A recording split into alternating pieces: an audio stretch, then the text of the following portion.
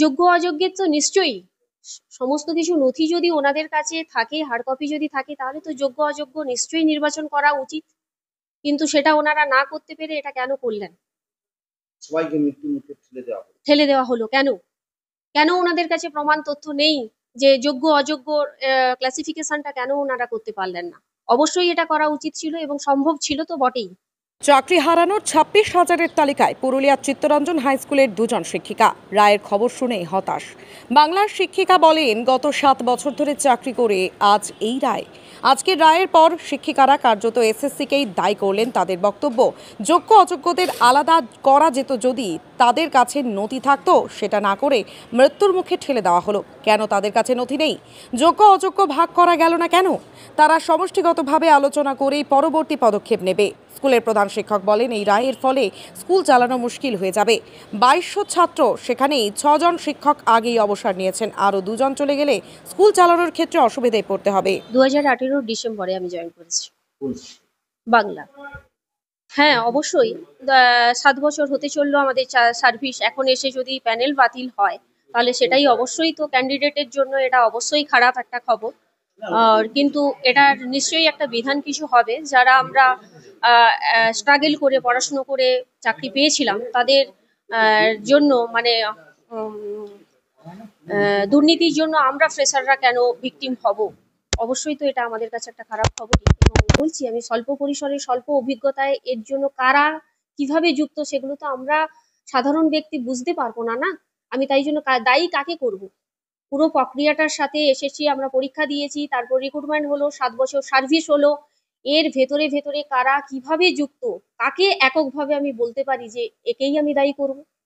কারণ এত বড় প্রক্রিয়া কেউ এককভাবে সম্পন্ন করে না, বিভিন্ন জন বিভিন্নভাবে এর সাথে যুক্ত। তাহলে এককভাবে আমাদের সাধারণ ক্যান্ডিডেট হিসেবে আমাদের বলা মানে সম্ভব হচ্ছে না যে এটার সাথে কাকে আমি দায়ী করব, কাকে দায়ী করব। ঘটনাটা তো এখনেরই প্রকাশিত হলো। এরপরে যারা আমরা যৌথভাবে রয়েছি, মানে এককভাবে তো এটা লড়ে কিছু সমাধান হবে না, যৌথভাবে নিশ্চয়ই আমরা লড়বো। কোথাও কি যোগ্য অযোগ্য ভাগ করা যেত? যোগ্য অযোগ্যের তো নিশ্চয়ই সমস্ত কিছু নথি যদি ওনাদের কাছে থাকে, হার্ড কপি যদি থাকে, তাহলে তো যোগ্য অযোগ্য নিশ্চয়ই নির্বাচন করা উচিত। কিন্তু সেটা ওনারা না করতে পেরে এটা কেন করলেন? সবাইকে মৃত্যুর মুখে ঠেলে দেওয়া হলো কেন? কেন ওনাদের কাছে প্রমাণ তথ্য নেই যে যোগ্য অযোগ্য ক্লাসিফিকেশনটা কেন ওনারা করতে পারলেন না? অবশ্যই এটা করা উচিত ছিল এবং সম্ভব ছিল তো বটেই। সমস্যা, ভীষণ সমস্যা। কারণ আমার মতো স্কুলে, যে বড় বড় স্কুল যেখানে 2200 স্টুডেন্ট, সেখানে মাধ্যমিক পর্যন্ত 10 পর্যন্ত প্রত্যেকটি ক্লাসের এগেনস্টে 3টি করে ইউনিট। তো তাহলে এতগুলো ইউনিট, এত শিক্ষক লাগে, শিক্ষিকা লাগে। আমার 6 জন রিটায়ার করেছে, এখনো তার একজনও পাইনি। এরপরে আমার এই 2016 যে রিক্রুটমেন্ট প্যানেল থেকে, সেখানে 2 জন শিক্ষিকা আছে, তারা 2016। এবারে এই আপনি যে রায়ের কথা বলছেন, আমি এটা ডিটেলস জানি না রায়টা, কিন্তু সেই রায়ের প্রেক্ষিতে যদি তাদের আর সার্ভিস না থাকে এখানে, আর তাহলে তো ভীষণ সমস্যায় পড়বো। স্কুল চালানো মুশকিল হয়ে যাবে। 6 আর 2 8 হয়ে যাবে। তো তাহলে স্কুল চালাবো কি করে? এটা তো খুব সমস্যা বিষয়।